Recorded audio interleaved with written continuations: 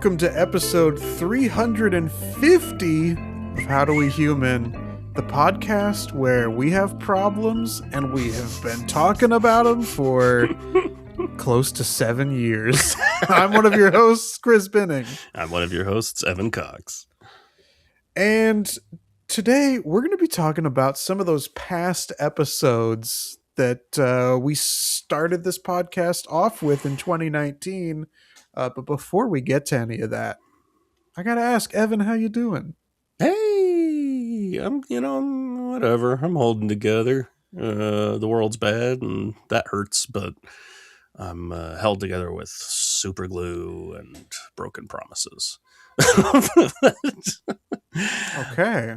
I've probably mentioned in the past, I don't even remember at this point, that I've got into the world of shrimp tank upkeep. Have I mentioned this? I don't think so. I don't think this has ever come up. So we inherited a fish tank from Jocelyn's parents, a little 5-gallon tank. They had a betta fish in it. 5-gallon 5-gallon shrimp fish tank. Any gallon, any five. Glad to remember when things cost $5, Evan?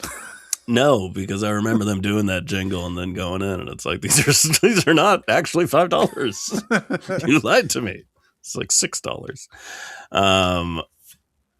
Yeah, that's funny if I never brought it up, but we got a fish tank. We decided we were more interested in shrimp, keeping little shrimpies. And I was having a hell of a time keeping shrimpies alive. Various water issues that I had to figure out and get. We got around to the point where it's like there's something with our tap water, even when I, mix it, get the pH right. There's something about it was really bugging the shrimp, and they were dying off. So eventually I got what they call reverse oxidized water, which is just water with nothing, no minerals at all. And then you add shrimp mineral, something you can buy. So I did that. And in the meantime, while we had no shrimp, and in that period, the tank got kind of, some algae here and there because it wasn't being eaten. And I cleaned up some of it. But then we also had the idea, because apparently shrimp and snails live together very well. Snails eat. They'll clean your tank. So we're like, let's get a handful of snails. I went and talked to the shopkeep. They're like, yeah, absolutely. They live together. Great. I'd recommend 3 snails. And I bought 3 snails from them. They're very pretty. They got little blue shells, and they just climb around that tank eating the algae. And one day, they had babies. And we had 6 baby snails. And it's like, wow. Circle of life, am I right? 6 babies. 6 baby snails. Okay, we're just elongating the snails. Yeah, because they move slow. Yeah, snails. It's cute. They're very, very cute little things. And they are now going around being little pests, eating algae, hanging off of, we got these floating plants, and they'll hang off of them, and they're surfing and shit. It's great. Earlier this week, I look in the tank. I had thrown an algae wafer in there just as a little extra sustenance. And usually when you do that, they'll all go to it eventually, and you'll see them all eating. All the babies came out. We now believe we have roughly 15 snail babies in this tank. Ooh. So we got a couple of horny snails getting it on. I love that for them. Procreating like mothers, literally. It's too many. I went down. The person I talked to at this store was super helpful, so I went back to talk to them. They weren't there. I had to talk to someone else. He didn't seem like he knew as much, but he was like, yeah, that's fine, because I'm worried about when they're all full grown. Can I have that many, though? Like, if they keep going and we end up with 20 snails in a 5-gallon tank, is that going to be too small? Can I still put shrimp in this? I have so many questions. And this guy seemed fully like, totally doesn't matter at all. Meanwhile, if you look it up on the internet, everyone on Reddit's like, you can't have more than 2 snails in a tank. I don't know what to believe. I'm panicking. We are not about to get into the business of euthanizing baby snails. So we're keeping Yeah. them. It's a question of, do I need to upgrade my tank because they won't stop having sex? Yeah. I think that's the answer. I guess. Tanks are You're going to need a bigger expensive. tank. We're going to need a bigger boat. I think that Anyways. unfortunately, it's where you record, so that might make things a little more difficult. But I Uh-oh. think that this entire loft setup up here Mm-hmm. should just be one giant tank. I don't know that people would generally recommend like a second floor giant tank. Yeah. Just a giant tank that you fill with a ton of water and keep right above your bed. What's so weird about that? That would be What kind of heavy problems could you possibly run into? In an old accidental house? waterbed. Listen, Accidental waterbed. That's a great improv team name. Ooh, that's good. Remember when we did improv 7 years ago? We got to get back into it to be accidental waterbed. And if I could try, add it to your notes app. Or I actually your list might. of team names. Because we had a little list of team names, and I've had to name other stuff here and there, fantasy football leagues, and sometimes I'll go to that list and go like, yeah, I had a league where my name was Hot Waldo for a while. Oh yeah, It was great. Husky Puppies was another one of our names. There's good shit, of course. Yeah. Accidental Waterbed makes the list. But if I can improvise real quick, a scene. What? It's your podcasters, and your places, your homes, and begin. Hey, Chris, how you doing? That's an unusual thing to ask. Is that a bad initiation? I'm gonna be mean to you for the rest of the scene until the instructor stops and says, "Chris, what you're doing is not helpful.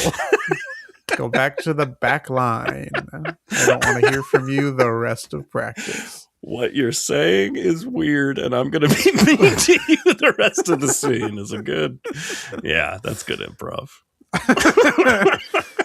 I'm doing okay. Look, you mentioned the world is bad, and so I do have something to talk about that the world has been talking about nonstop the last several weeks. Almost the whole month of January, I think, has kind of been in the news, and that is, of course, have I found a new apartment yet? We can't stop. The answer may surprise you. Ooh. This past weekend, we went to another apartment showing. And my wife liked it a lot, and I also liked it, but a little bit less, because it doesn't have one of the things on the my wish list, which is in-unit washer dryer. Oh, that's good stuff. I know, but it has everything else that was on our list, so it was kind of a That's hard to argue, you know what? It's the benefit of this new place is they have laundry on site still, but it's shared. But the washer and dryer uses an app instead of inserting quarters like what we currently have. So that's still an improvement over what we currently have. And so we decided let's apply for this one. Plus we had that perfect apartment that got away. So if we apply and they reject us, who cares? We've been hurt before, baby. Yeah. They messaged us today to say, hey, we're moving forward with your application. Basically, unless something crazy happens, we're going to get this place. But now, after all of this long process of trying to find a new place to move, and the pressure of I just want to find a place so that we can be done with this. Totally. Now I'm getting new building anxiety of I know all the weird things about this current place. Now I'm going to have to go to a place where I have to find a bunch of new weird things. And what enemy if Exactly. I don't know if you experienced that when you were going to move up to the mountains, but there is just like there's so much unknown, and like, is it going to be fine? Yeah, probably. We're pretty low maintenance tenants. Yeah. Um, like it'll be fine, but there is just so much unknown that like subconsciously I can't help but be like, what if we have a weird neighbor next door, or what It's if always possible. this thing breaks, or whatever. So now I thought that just finding the place, and we're gonna put money down tomorrow. um so I thought that that would be the end of it and we could just relax from there, but instead now I get to subconsciously stress about a new part of it, which is great. In 350 episodes, I think I've come to a conclusion, which is if you were anxious about not finding a place and not being able to get out of your apartment, now you're anxious that you got a place, but it's going to be different. I think I can diagnose you now with generalized anxiety. No, I don't think that's right. I think that's the 350th episode takeaway. I think you're an anxious person. Should we bring back the "What have we learned" segment? What have we I learned? think we've learned Oh, 350 episodes in that I might be a little more anxious than I thought I was. I didn't think about that. We haven't learned anything in a while. We do the quizzle, so I guess we're Right. learning there, but we don't summarize it. I think that, and this is part of what I guess we'll be going through as we revisit some episodes here in a moment, but I do think my anxiousness is getting worse as I get older, and I thought it was supposed to get better. No, that's a lie. There's a like cookie shop that opened up like walking distance from here, like just Great. literally basically on the other side of this wall. I could walk and go get cookies anytime I wanted. Hell yeah. I'm so nervous to go in there by myself. And I don't know why. Is it a very small shop, like just one person working it's a very there? like, yeah, well, it's like a mom and pop. I mean, it's, I guess it's two moms. Mom because and pop, it's adopt owned, me. It's owned by two women, but it's also like, I think what my problem is, right? Certain like small bakeries and things like that. It's like, if I walk in there and I'm like, I'd like one cookie, please. Are you mad at me? Are you like, no, we do like the big orders of stuff. You can't just come in here and get one cookie, sir. I think that's what I'm stressed about. I need a companion. Because you are going, regardless, as a cookie fan, you're going to have a different relationship with these people than anybody else. So you got to go in there confident and say, hey, listen up. Hey, listen up. I'm your neighbor. One cookie, motherfuckers. I'm your neighbor. Put it on the counter. And I'm going to live here for a long time. I have no plans of leaving. I am your neighbor. I would like some cookies. That's true. Yeah. I mean, I guess especially since we'll be moving away from this place, like, what's there to lose? I should go in there and just be whoever I want because I'll be gone before they know your it. takeaway is like, I'll go in and be a character. Yeah. I'm going to go in disguise. Cowboy hat, big handlebar mustache. Yeah. Howdy. We mentioned we are going to revisit some episodes. We're going to be going through episodes 1 through 10, which I believe we started recording in January of 2019. I know we didn't release them until May of 2019, but I think January is when we started recording. It may have even been December 2018. I can't remember for sure. Interesting. I don't know. Yeah, I'd have to look back. I feel like it's January. I think we had a meeting in December to talk about it, but I don't think we recorded until January. But anyway, none of that part matters. No, just history. Yeah, History we're doesn't part of matter. why we're going through these, and we're going to go through a lot of these episodes.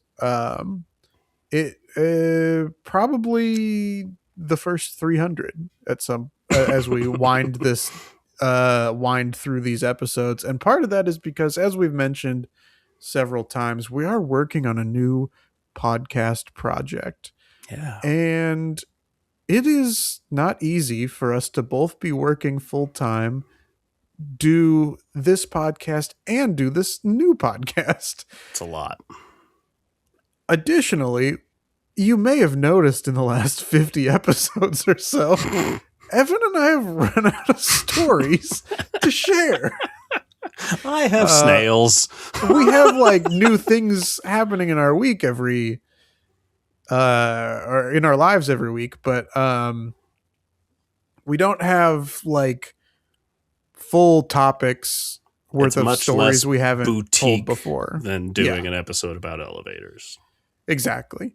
We are in the middle of our quizzle as we race to 100 points.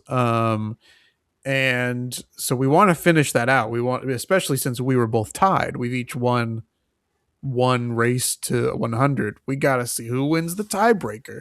Absolutely. Gotta so finish that out. When we finish that out, that will probably be when this podcast wraps up, or at the very least goes on hiatus for an extended period of time, while we can devote more time to that new podcast. And there will be more information on that as we get closer to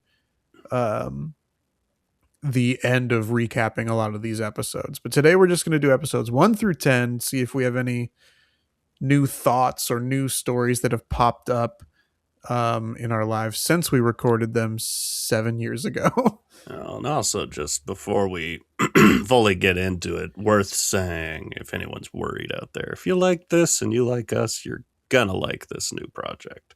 It is fresh, but it is not so far afield that you won't recognize your favorite little boys. That's true. And we aren't slipping into a political podcast. That's true. Joining the health and wellness factor. Yeah.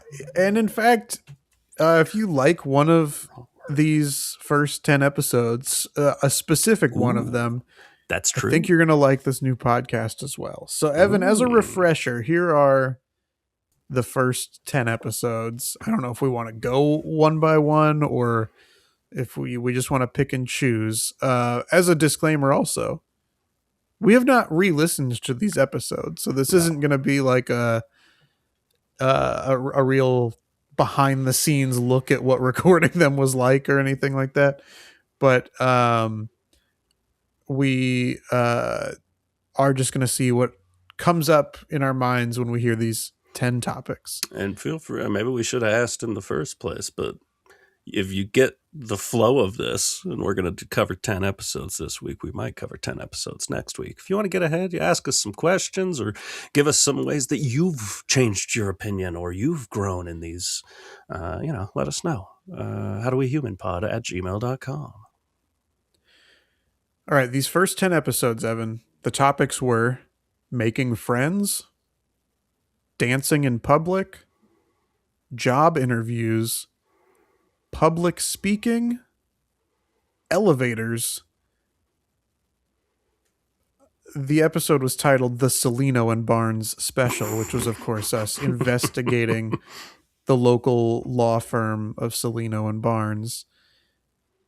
Movie theaters, which we had a guest in Gabe Fabricant.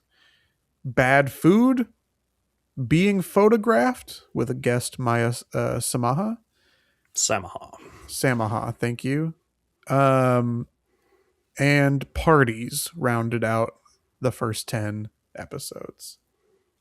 I hate to report, because I didn't think about this ahead of time, even though obviously to some degree I knew what those first 10 episodes were.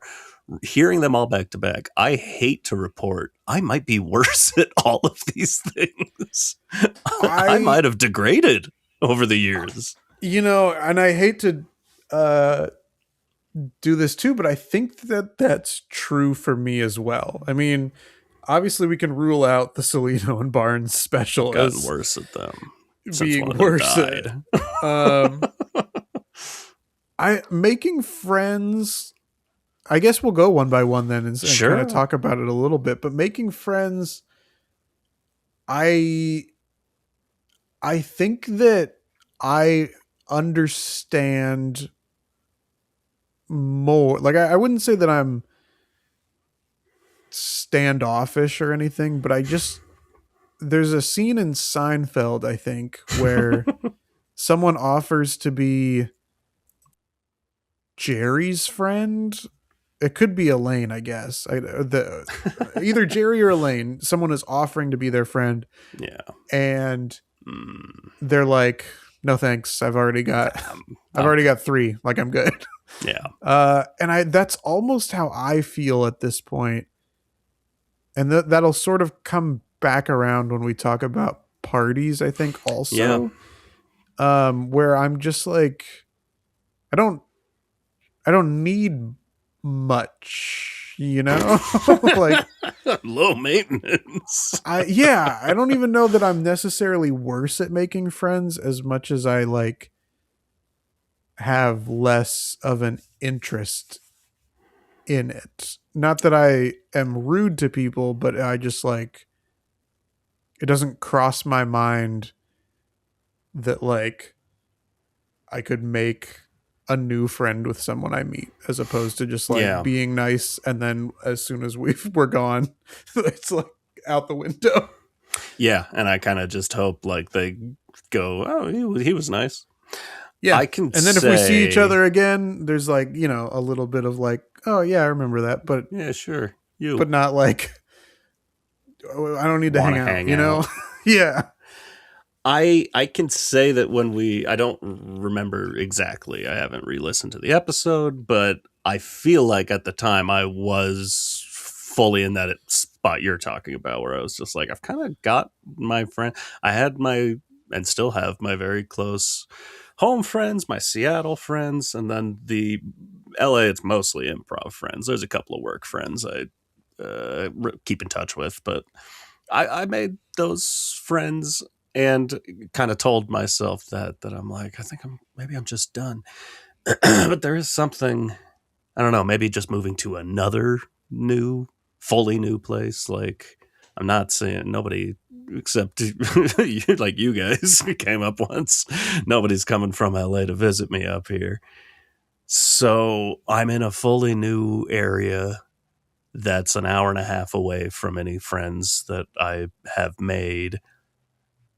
And it does just make me think like there shouldn't be a cap on how many friends. Like I should be able to make a friend. Yeah. And I don't see that happening. And I've met a lot of people that I'm like, yeah, we could be acquaintances. We can be cool. Like you're saying, I'm going to be very nice. But I just don't see it. I don't see the spark, the friendship thing happening. Mm-hmm. But there was one time in particular. Actually, there were a couple of times in particular. Not even specifically the person, but like a situation where it's like we're both in this place. That means we have something in common, not just being here, but like an interest in common or something like that. Both of these cases, they were wearing shirts, which I've always been like, I hate wearing shirts with logos on them and shit. But there is something when I see someone wearing a shirt of a band I love or something like that, or a sports team that I am also a fan of that makes its little connector. And I go like, hey. And so I'd see that. I'd be talking with that person and I'm like, they're chill. They're chill as hell. They're fun. They're fun to talk to. And that's it. And then we say goodbye and I never see these people again.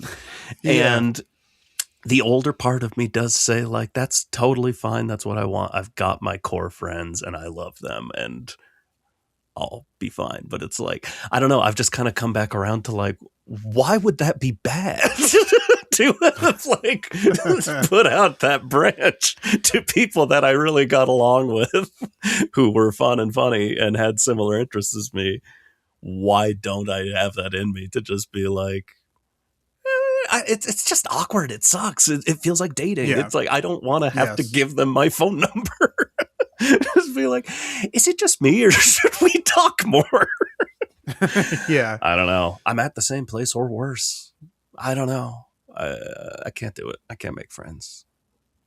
Yeah. I think that I think weirdly, like, there is something about being in the place that I'm at now and that you were kind of when we recorded, though, that is a little bit freeing. Yeah. And like, even though I might not necessarily talk to some of the people that I am having those like acquaintance relationships with, and not, taking the next step, becoming friends. I Yeah. don't know. There is something freeing about just like, yeah, I like talking to this person when I see them, but I don't need to go further. I don't know. I feel a little bit like I'm worse at making friends, but Yeah. I don't feel as bad about that as I do about some of the other topics that we're going to talk about. Let me posit it this way, because we do have to move on to these other We topics. do. But I do have a way to, I think, where my mind is at, and see if this rings true for you at all, is when I look back at the friends, and I have a decent amount of friends. When I look Sure. back at the friends the friends that I've made over the years, my voice, my friends. I've got core friends that I made when I was a kid. Friends from high school that I met there. Friends from my first job. Friends from when I worked at Walgreens. Friends from when I worked at Emerald Downs. Friends from when I worked at Hubbard Radio in Seattle. I have friends from every job I've ever done, every club I've ever been a part of, doing improv. I have friends. You're one of them. Is the argument instead not that, like, oh, I need to go out of my way and make more friends? Is it, I need to, like, do stuff? Yeah, I Like, definitely think that that's a part of it. Jocelyn's a part of a book club. These are now friends of hers. I probably should just do things ever. Yeah, no, I think that that's definitely a big part of it. And I think that, it's some people are quick or were quick to bounce back into an active social life post COVID, and I Yeah, don't think you and I were. I think that definitely not. because we were more introverted in general, like I was still going to work during that time, in person. So I still had a little bit of interaction that way, I guess. But I think that the pandemic, we just kind of accepted as this is how life is now. Yeah. And I think it definitely hurt me to move to a quiet mountain town where Sure. I don't have any friends here. I'm content to stay at home all the time. Yeah. We can since it is so similar, I guess we can segue, unless you want to go in order. I was going to say we could segue to parties real We quick. can segue into parties. I'm good with that. So through book club and various things, Jocelyn has made a decent amount of friends out here. And so I go to events with her and I try to be friendly also.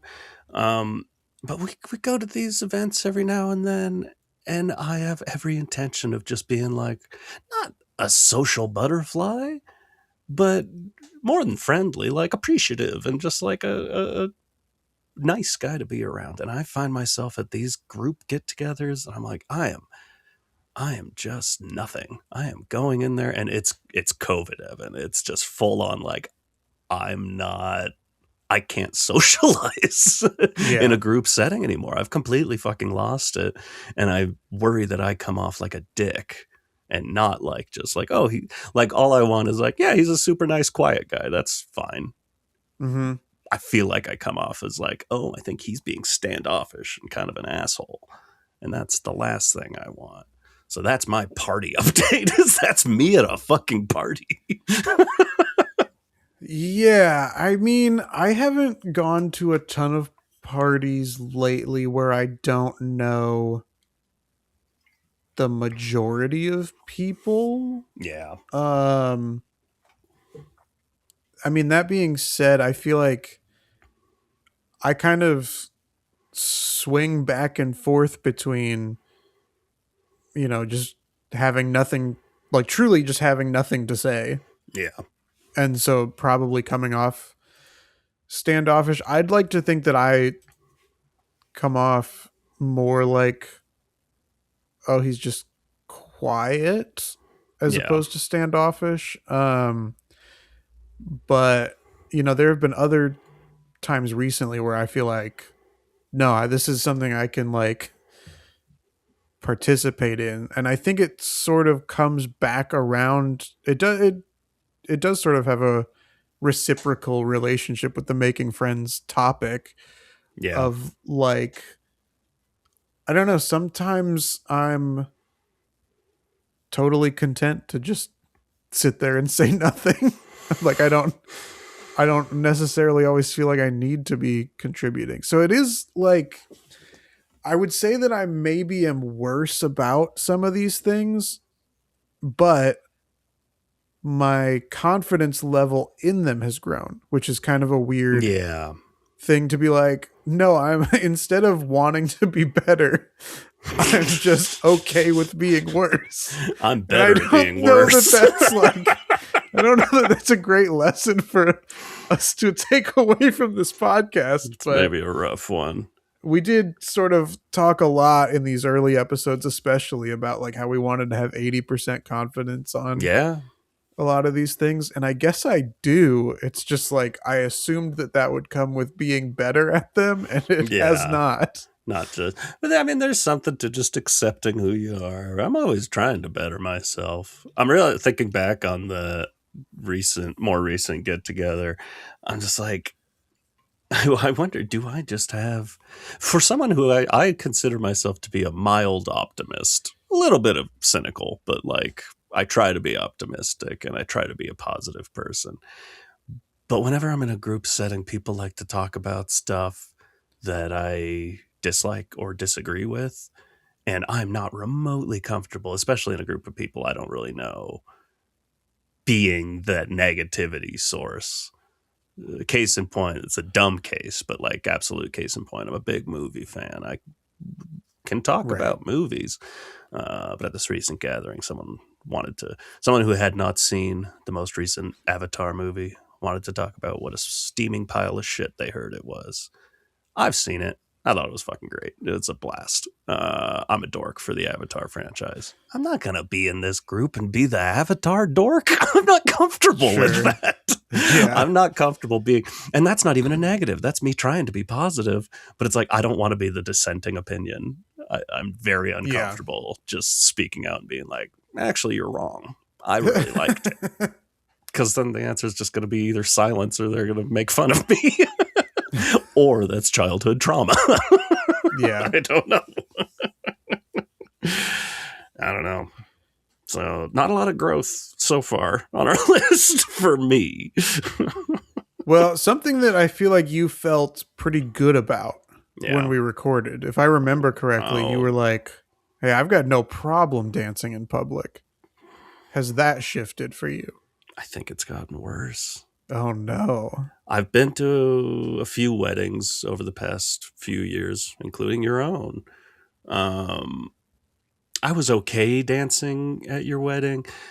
This last wedding, I just found myself like kind of dreading it all over again, which was not me Mm-hmm. before. And this feels like COVID, Evan, of just like, I'd kind of rather just sit down and let other people have their fun. Maybe I'm also just getting old, but like, I don't know. I'm finding it harder for me to let loose like I used to do. And maybe Yeah. I'm just not getting as drunk as I used to at weddings. That's also possibly part of it. I'm just often in a scenario where I'm going to have to drive, and Yeah. I don't play that game anymore. That's good. That I mean, I I think think that's an so. improvement. I think that's an improvement. Um, but yeah. I don't know. At this last wedding, I think it was and maybe it was just being a little less drunk. It was the first wedding where I was really second guessing. Like, I don't, I don't think I can dance very well. Like, Sure. not that I've ever thought I was a very good dancer, but I know I've got rhythm and I Hmm. can fake it. I can go out there and have a good time. This last wedding we were at, I didn't feel, I felt bad. I felt out there like I look terrible out here. Yeah. And I was embarrassed about myself. Okay. I feel like when we recorded this, I was like, I hate dancing in public. Since then, I have been to several weddings, including my own. I went to, three back to back Hindu weddings in India where dancing is like a Yes. huge part of the ceremony. So I've had a lot of public dancing experience uh, since we recorded this originally, and I feel like I've gotten. I wouldn't say I'm a great dancer, but I'm more comfortable dancing at weddings and things like that. However, I think there are two big parts of that, and one is having a date to these events, which I did not Yes. generally have before. We recorded this. Most prior events, it was me by myself, like with a group of friends, but I'm not real stoked to get out on that dance floor by myself. Um, but I think that a big part of it also is like, especially talking about weddings, but like wedding playlists are Hmm. very hit or miss for getting me out on the dance floor. It's very true. Maybe, yeah, maybe that's a part of it. I feel like, and I feel like this was also true back when we recorded the initial episode. It's like most of the songs that like get everyone out there, I'm not like, it's not really my thing. Outside of like shout, that's fun. Sure, We shout's a good love one. a group dance that everyone knows what to do. Yeah, But, yeah, I don't know, something disco-y, something funky, like that's getting me yeah, out there. And then it's like, oh, it's Taylor Swift, Shake It Off. And I'm like, I don't know what to do with this. It's a fun song, but I, yeah. That's a I just big kind of part of it. bounce Is back and like forth. they're fun songs and songs I like, but I don't Yeah. want to dance to them. Like I Yeah. like hearing them, but I don't want to get out there and bust a move. No. That's kind of just inherent in the funk. Is that's what gets me going. Something that I've definitely gotten worse at What's is that? job interviews. I'm significantly worse at job interviews. I mean, I've only interviewed, I think, for two different jobs since we recorded that, and they're both with the company that I still work for. They were just other positions within the company. Yeah. But I'm definitely worse at job interviews now. I'm here to say, guess how long I've been at this job. 7 years. Yeah. Yeah. Going on 8. So I've had the same jobs this whole time that we've been doing this, which that's not Yeah, I great. guess you and I have both been at our jobs about the same amount of time, because I Yeah, you. also next in February, at the end of February, I hit 8 years at I my. feel like you had started this, job like Yeah. right a little bit before. I guess, yeah, we both did. Both started these jobs kind of at the tail end of our improv days. Yeah. Um, so yeah, I haven't had you've at least, I know you've at least kind of interviewed for positions within the company. I Yeah. have not had a job interview since that last series of job interviews I talked about in that episode, and those Hmm. were awful, but I got the job. So I have to assume I've gotten way worse. The only thing that might be better is job experience. I get the more jobs you have, the more things you're able to refer to in a job interview. You know what I Sure. mean? Like just Yeah. having those experiences when they ask you stupid shit like, can you think of a time when you were struggling and you persevered? Yeah, Yeah. sure. Let me Yeah. roll my eyes back in my head. Every day of my life. Yes. I generally find it hard to come into work every day, but I persevere every day. And isn't that what you want out of an employee? Yeah. Nevertheless, he persisted. Exactly. Yeah, I felt like the in-person interview that I had for the job I currently have, I Mm-hmm. felt like went well. I felt like the phone interview before that was not great. And then since then, the only interviews I've had, I've been through a round of phone interviews for both and then virtual interviews, like over Microsoft Teams for both. Um, and I don't know if part of this is just like wanting to make excuses for myself as to why I've not gotten these jobs, but I'm definitely terrible at a phone interview. Um, and I know that talking on the phone will be an episode we address later. But I'm definitely not good at talking on the phone for a phone interview. And even the virtual interviews, I thought I'd be good at that because I can at least see Yeah. who I'm talking to. But I think that, I don't know, there's just something, not, I don't want to be one of these, everybody's got to be in the office guys because it's been proven that they don't have to be. Absolutely not. Even no matter what your CSO or CEO wants to uh, publish on Forbes and Business Insider, New I York haven't Times. actively been in an office in 6 years. Yeah. But there is something from the job interview perspective of like, I was much better in the room than I am uh, over Yeah. Zoom. I think that's true of me as well. I've still never, for that reason of having the same job, I've never done a Zoom interview. It sounds awful. Yeah. I don't like it. I And would I not be mean, wearing pants.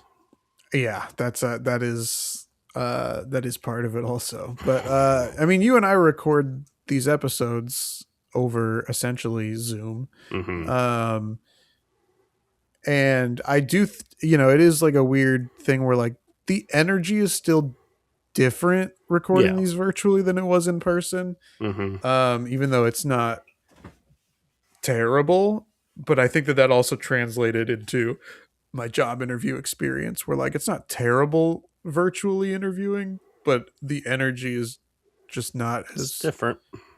good for me to play off of as it is in person. It's really because this is actually semi-related, unrelated, but not having had a job interview in that sense, it's always been me with therapy. Is everyone's pushing phone or Zoom therapy, and I've always pushed for in person. So I'd been seeing this therapist for some months, and all of a sudden she had like a family emergency, and it turned into a thing where it's like she's moving, she's no longer, I don't think she's even in the state anymore. She had to move and is doing all of her sessions online, and that's been fine because I know her, in the same way that it's fine doing this podcast with you because we know each other. Popping onto a job interview where it's a stranger, it's just someone I have no connection with at all, is very hard for me. I always try to avoid that. Just Yeah. jumping onto a Zoom with strangers. What is this, chat roulette? What if chat roulette, like, every now and then there just was someone like genuinely trying to fill a position, like That's a good idea. doing a job interview? Yeah. I like That's it. where you'll find the good candidates. Yeah.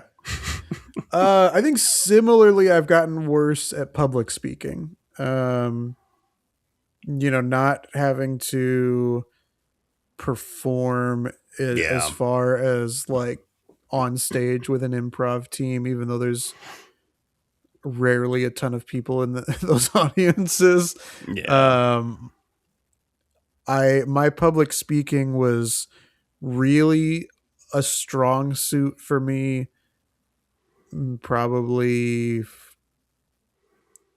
15 years ago, and now my speaking is much worse, as I'm sure listeners of this podcast can attest. I They're all at home with a graph. I start and stop sentences in weird ways. I fill sentences a lot with and I've It's rough. always relatively struggled. It's just that, yeah, between the start of this job and doing improv, it was frequent me in a situation where I'm speaking to a large group. With my job, it was like having to give end of the month presentation of how are, because I was working in social at the time, which sucked.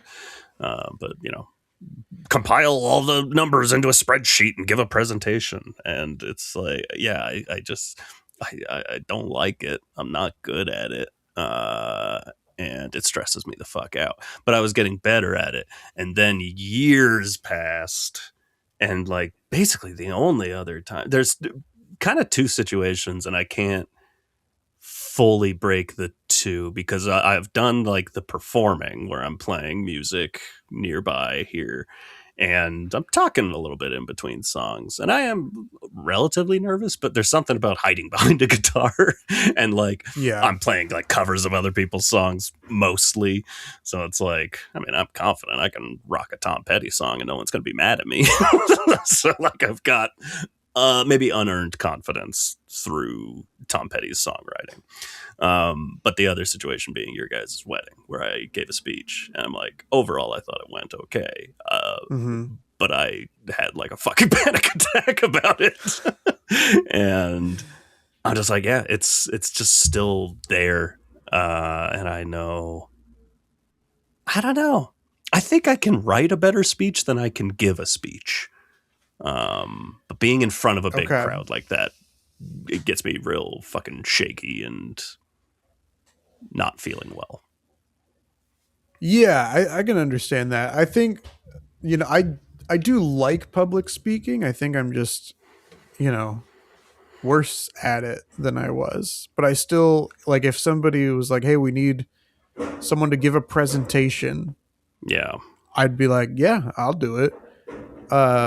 Just because I like to do that stuff. But as far as the skills go, like, what am I? Brad Pitt's character in the Oceans trilogy? Because I am rusty. Nice. Anyway, the next episode was I thought you were going to say, elevators. because I'm eating. Are you worse at elevators, Evan? I mean, elevators was a weird trajectory because they go up and down. That's so the weird. trajectory is up and down unless you're in certain weird elevators. Unless you're in the Ministry of Magic. The Ministry of Magic is one. The Luxor in Las Vegas is another. You're kind of going at an angle. Now it's like there's so few and far between now. It's like if I'm staying at a hotel, I might be in an elevator. Otherwise, no. As soon as COVID hit, I had to go to the office like once every other month or so just to like pick up stuff for other people because I lived nearby. And so it was like the whole building would be empty. I'm taking the elevator alone. But even if people were here, there's the signs on the floor that's like, you can only have 4 people in this elevator and you have to take up the corners. So I don't know. I guess the most recent time I've been in an elevator was at a hotel, and there were people in there, and I was friendly, I guess. Yeah, not a major fear of being in an elevator with people or anything like that. I'm not getting stressed out about it. But I don't know. It just feels change, I think is the word. It just feels like all these things have changed in my mind, and a lot of it does have to do with COVID. That's all. Yeah. Broken record. This new building that we're gonna move to has an elevator in it, so I'll be in an elevator a lot more. What floor would you be living on? The 3rd floor, which would be the top floor of the building, I believe. I lived on the 3rd floor in Long Beach, and they had an elevator. It's definitely going to help with moving stuff to have an elevator to haul that stuff up there. Till you find the piece of furniture that doesn't fit in the elevator. I know. And I do sucks. think that that's going to be a problem that I run into frequently. But we'll see. I don't know. And by we, I of course mean you, because I'm going to beg and plead that you come help me. Yeah, we'll figure it out. Yeah. But my recent elevator experiences are, I mentioned months ago that I had to go in for jury duty. Yes. And folks, I've still been going, even though I'm not assigned to a case. Nope. This case that I am in the pool for, they have not selected the jury because they can't get their act together. Something like that. So I've gone in 6 times in the last 4 months. And currently, as of recording this, I've had to call to see. The last time we were there, they're like, hey, we're not ready yet. You're going to be on call. So call the number and see your instructions. So I've called that number 5 times in the last week and a half, and they've been like, try again tomorrow. But the courthouse building, we are on a floor where you have to take the elevator because the stairs are like locked. They can only be unlocked by a deputy for our specific floor. Any other floor you can take the stairs to. So everybody has to cram into these elevators. Some of the elevators are employee only, so you have to have a key card to operate them. And some of the elevators are broken. And so I am frequently trying to jam myself into a courthouse elevator every 1 or 2 times every month to sit around and then get told to go home. Your life's gotten weird. It has, yeah. And it's a high enough floor that you wouldn't want to take the stairs until you're stuck waiting for an elevator for 10 to 15 minutes, and then you're like, screw it. Totally. I'll walk up all these stories. All these stories. I guess the stories this elevator could tell. Exactly. I guess elevators isn't necessarily... I guess as we've been going through these, I should say, I haven't felt as bad about if I'm worse at a lot of them. You know? Yeah. The Celino and Barnes special, where we investigated the history of what was going on with a local law firm with a catchy jingle. I don't know how much we really have to say about this episode at this point. I love it, and I enjoyed doing it. Yeah, I believe Celino passed away since we recorded. Yes, I think that's the only real change. Barnes still has the Barnes firm. The Barnes firm, yeah, still exists. Still out there. Crushing. The next episode was movie theaters, and our guest was Gabe. I still go to the movie theaters a lot more, but my opinion of them has shifted. Yeah. In that I think that there's such a push within the industry, like, go see movies in theaters. Oh, movie theaters are so important. Oh, it's all about community and all this stuff. Prices aside, because it can be quite expensive to go to the movie theaters. Yeah. The way that people act in movie theaters now, and I'm not talking about on the big screen, is such a bummer. Like, Sucks. to pay all that to go see a movie that may or may not be good, but you also have to deal with the question of, are people going to be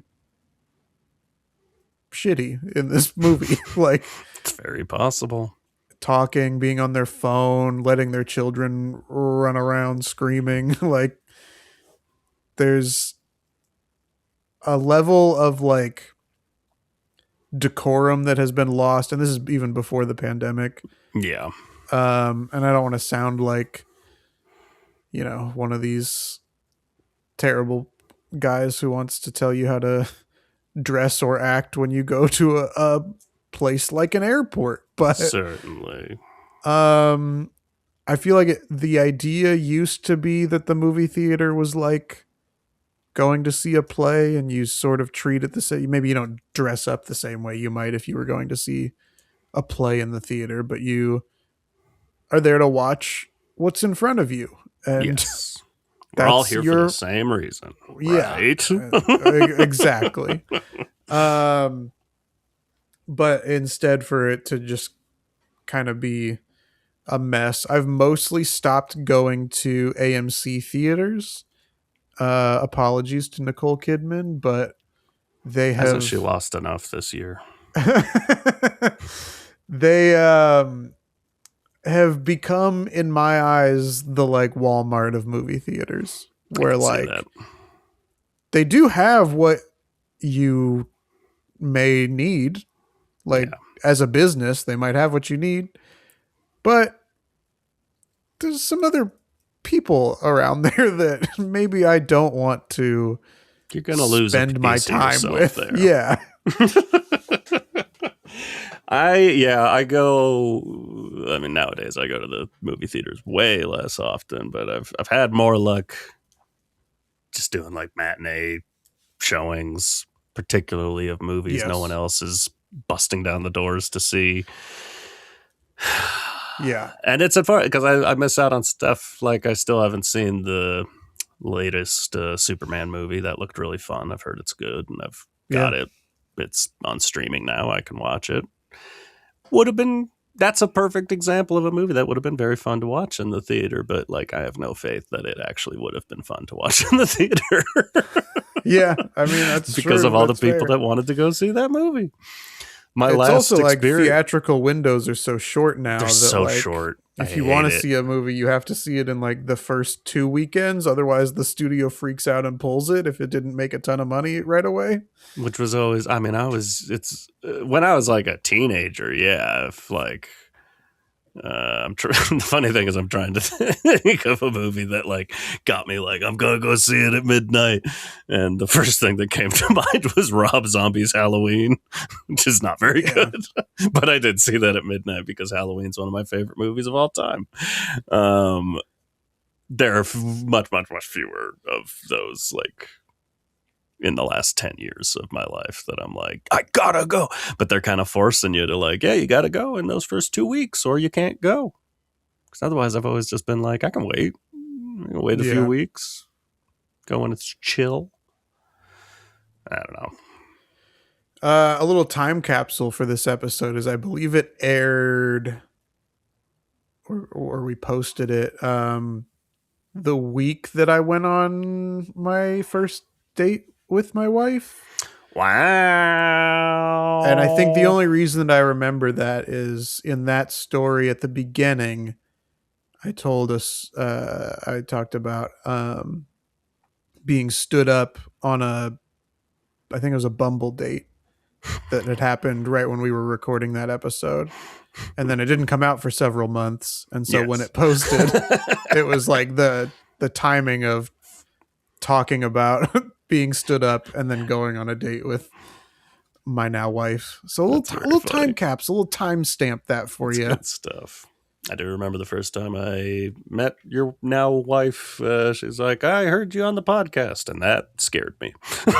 Yeah, I know. There have been a couple experiences that we've each had like that that are like, oh no! The next episode was bad food. I mean, it's still bad. What can change about that? Is food getting worse? Do you feel like well, the war on protein is over. now And that we can it's all over, drink whole milk. Like, even though whole milk was definitely a thing that was canceled and definitely is not, has not always been in every grocery store every around the grocery country. store ever. But now I can have my beef tallow milkshakes like I did when I was a kid. Yeah, I guess there's like certain foods that I used to be able to eat no problem 7 years ago now start to give me a Yeah. little bit of an issue. But I think more than bad food, I think there's people in charge of food regulation agencies that are bad There's instead that, but of then there's also, if bad we want food. to specifically break it down into like chain restaurants and stuff like that, because obviously, Yeah. if you go to a good restaurant, hopefully the food is good. But the places that are supposed to be like, yeah, it's always the same. It's always the same. Like, it's not always the same anymore. Yeah. And maybe this is a mountain thing, but like we've got food poisoning from some chains up here, and Hmm. there's just a lot of these big capitalist groups buying up fast food restaurants and chain restaurants and homogenizing them, and people make a big deal out of certain of them. Wendy's catching a lot of flack for different changes that they've made over the years. I haven't eaten there in a while, so I can't vouch for it, but it's like that's what I feel like I see across the board. It's like the produce is getting worse, period. That's a big part of it right there. It's just like the Yeah. produce is getting worse, and that really, you might not think like, oh, in a Big Mac my favorite part's the lettuce. But also you could take a bite of a Big Mac and go like, it is important. It's Yeah. important that it doesn't suck. Yeah. That's all I can say. Bad food's still bad food, but I do feel like there might actually be more bad food available out there. Yeah, that could be. The last episode to talk about then was when Maya was a guest and gave us all sorts of advice about being photographed. The question here is, how much have I even been photographed? You've been very elusive, yeah. There are a couple I don't grainy make a lot shots of of you walking posts. through the mountains like Bigfoot. I want to take a very grainy photo of me, like doing the exact shape of the Loch Ness Monster photo, like just as grainy, but it's me. That'd be good. That I would Yeah. post on social. Yeah, no. I mean, I will say I've gotten good, being engaged now. If I didn't announce that on the podcast, I am engaged to Jocelyn. Don't get it twisted. But I think I've gotten better at just. I don't remotely balk at taking a couple's photo, taking a selfie together. I've gotten pretty good at that, I would like to say. Otherwise, yeah, I don't see myself being photographed very often, except at said weddings, Right. which they're usually, wedding photographers aren't looking for you to pose. They're catching me just awkwardly trying to make a dance out of Shake It Off, Sure. something like that. Yeah, I don't know. Fewer people taking my picture. I do try to I this is actually, as far as these first 10 episodes, this is the only one where I felt like I learned something and try Totally, to yeah. take it with me. I wouldn't say that every photo that's been taken of me since we recorded this has been good, because they have not been, but I think in general I remember some of her like posing Yeah. techniques that you can just kind of subtly do, whether that's like, holding your, like how to position your chin, whether you should be kind of angled up or angled down, or putting a like one leg a little bit more in front of the other, to like help you look a little less like boxy in a full body shot. I've been posing this whole time for Yeah. audio listeners, I and it's been good. And so I do feel like a lot of the photos in general have been a little bit better of me since we recorded that, but I don't know. There is like a little bit of, I do also know some have been bad, and it's like, is that, whose fault is that? Is that mine? Is that the photographer? Is that just the way it goes, is you're going to get good photos and bad photos, and Yeah. you just have to kind of figure out, what how much it's worth to you. I don't know. I don't know what It I'm trying to say, but That episode definitely did help. Thanks, Maya. Um, in terms of that, and I do still keep some of that in mind anytime it's so many photographs now are selfies. I don't have to worry as much about posing, but I think for me a huge part of it weirdly is related to an episode upcoming. Um, Men's fashion, and not that there was specifically an episode about men's fashion, but fashion in general, and kind of learning how, because my body has changed. You can look at those photos I used to use when making graphics. I certainly have a very different body type than I did at the time, which sucks, but yeah. learning to dress for a new body type goes a long ways, because I've found pretty much across the board the photos I've got a bit of a gut, and the photos I hate of myself is where I went out wearing a shirt that I used to wear because it used to fit and it's hugging my belly to the degree that you can see my belly button through the shirt, and that depresses me. And so Yeah. I've learned to kind of like, well, don't fucking go out like that then. So that's helped me a lot, feel less self-conscious if someone is like, hey, let's get a picture. Yeah, I do remember to suck in a little bit when somebody wants to take a photo. Yep. There's a nice balance there, though, because I have taken pictures where it's very clear that I'm sucking in. I'm like, okay, there is a middle ground. I need to suck in to where I wish my body looked 2 months from now, not like suck it in all the way to how I looked back in those original HowDoWeHuman photos. Because then you can see the tops of my ribs and my chest is wider than my stomach, and it's unnatural looking on me. Yeah, that's fair. So I guess out of those 10,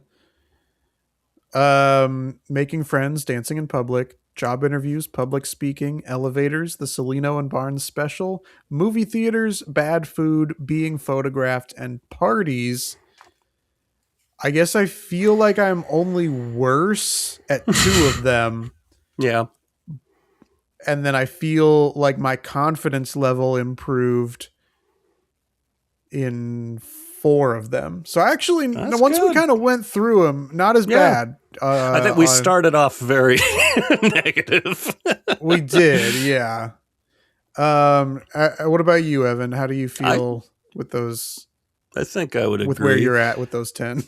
I think being photographed, definitely a plus for me. I'm more confident with that nowadays. The first few we ran through were definitely, I've taken some steps back. I'll blame COVID, but I got to take some responsibility. There's a lack of interest from me. But it's not all bad. I'm good at going to movie theaters, and I'm good at eating bad food. I'm good at elevators. And I'm good at the Celino and Barnes special. And that's what we've learned today. Listeners, if you feel like you are better or worse, not better at worse. You see what I mean? My public speaking's garbage now. It's gone. It's totally ruined. If you feel like you are better or worse at any of those 10 topics from 7 years ago, let us know. Send us an email to howdowehumanpod@gmail.com. Let us know if by some fucking bit of happenstance we managed to help you get better at any of these things. It doesn't seem possible. We would love to hear that. And now we are going to take a little quiz. As a reminder, Evan, the score currently. I don't want it. I don't want myself, 70 points. Bullshit. You, 63 points. And we're going to 100. Yeah. Let's dance. Let's dance in public. Put on your red shoes and dance the blues. Question number 1. Okay. Besides Abraham Lincoln, who was the only other signer of the Emancipation Proclamation? Ulysses S. Grant, William H. Seward, Salmon P. Chase, Damn. or Andrew Johnson? This guy's really chasing salmon pea. Yeah. A little freak. I have my answer. I'm not saying it's right, but I do have my answer, and I'm locking it in. I am also locking in. This feels like knowledge that I should know. Just like Be good to know. American history knowledge that Yeah. feels like this was an important thing that we should know. Of course, maybe it's because is it even worth it? Is it even worth it to be like? Maybe it's because the people in charge probably want to reverse the Emancipation Proclamation. I don't know.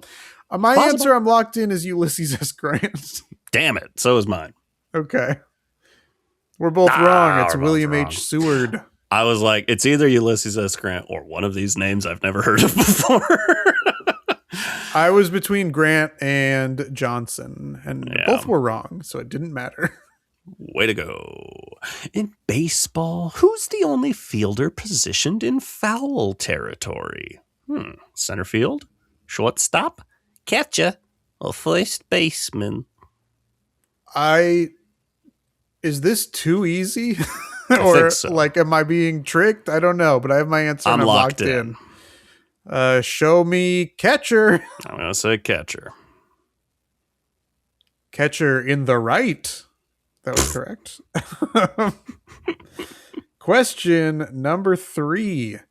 Who discovered the lands of modern-day Mozambique? Christopher Columbus, Hernan Cortez, Vasco da Gama, or Ferdinand Magellan? First off, great names across the board. We salute you. I have my answer. I am not positive. Nor am I. Where Mozambique is. Yeah, I don't think I am either. I think I know. But this is a take me back to like middle school history or some shit. Like I've learned this. We'll see if it's still in my head because I have an answer. It's there. Just might be wrong. I'm between one of 3, but I have my answer and I'm locked in. Okay. It sounds like I'm less confident than you, so I'll say Ferdinand Magellan. I'm going to go with Hernan Cortez.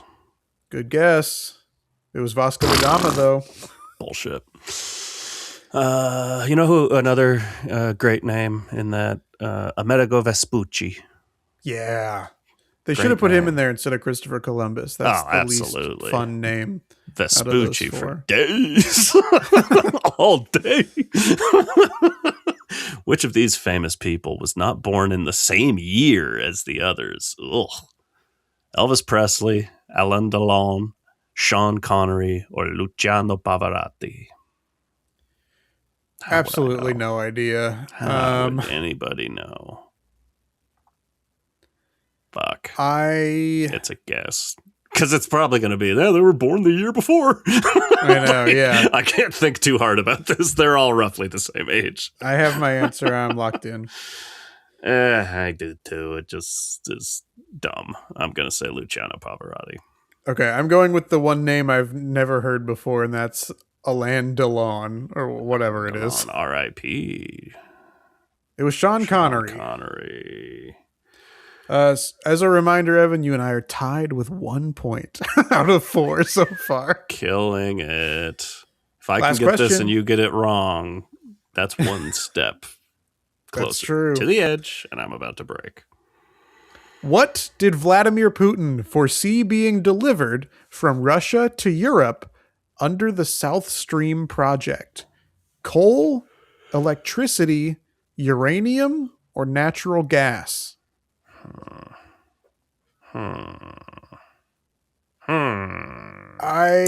This is wrong, but I have my answer.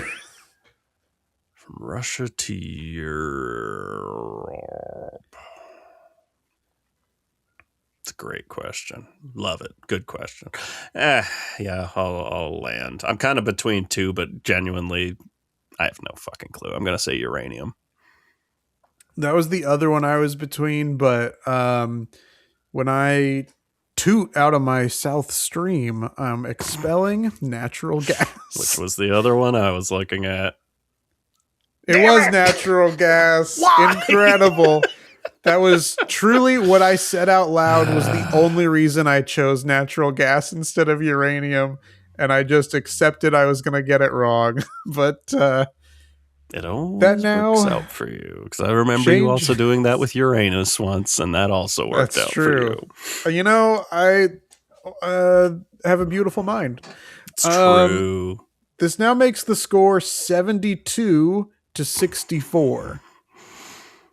Pissed. A much less impressive run this time than last time. We may have to parcel some of these recaps of episodes out even slower if this is how we're going to take the quiz. We're trying to pair them together so we can kind of end at the same time, but that might not work out if we're getting one or two correct every week. But hey, find out next time if we're better or worse at 10 more topics and the quizzle. Yes. So next time on Carmen Sandiego, I'm Carmen. And I'm San Diego. Americo Vespucci, see you later. Americo Vespucci, later. Hernan Cortez, you later. And the episode, it works. Okay, bye. Okay, bye.